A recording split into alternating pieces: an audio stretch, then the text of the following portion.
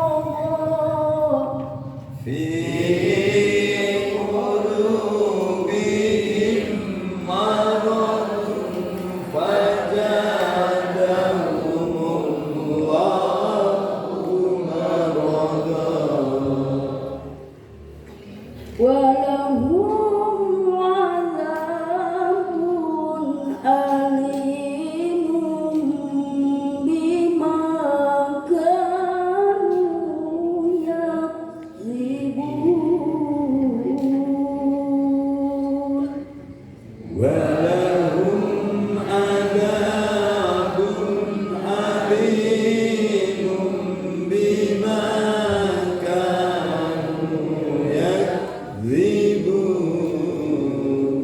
Sadaqallahul Azim. Sadaqallahul azim. Assalamualaikum warahmatullahi wabarakatuh. Waalaikumsalam warahmatullahi wabarakatuh. Ini saya bacakan artinya. A'udzu, aku berlindung billahi kepada Allah. Mina dari asyaitan, setan ar-rajim yang dirajam. Aku berlindung kepada Allah dari setan yang dirajam. Dengan ismi asma Allah Ar-Rahmani yang Maha Pengasih, Ar-Rahimi yang Maha Penyayang. Dengan asma Allah yang Maha Pengasih, Maha Penyayang. Khotama telah menutup Allah telah menutup. Khotamallahu, Allah telah menutup ala atas qulubihim, hati mereka. Jadi Allah menutup hati mereka. Wa ala dan atas sam'ihim, pendengaran mereka. Wa ala dan atas absarihim, penglihatan mereka. Ghishawatun, tutupan. Walahum, dan bagi mereka adabun, adab adim yang sangat besar. Jadi artinya ketika kita keras hati itu, Allah menutup hati kita, menutup pendengar kita, menutup penglihatan kita. Kemudian itulah adab yang sangat pedih. Jadi artinya itu yang sering saya sampaikan. Jadi artinya kita harus sering berdoa pada Allah dengan iman, Islam, ihsan.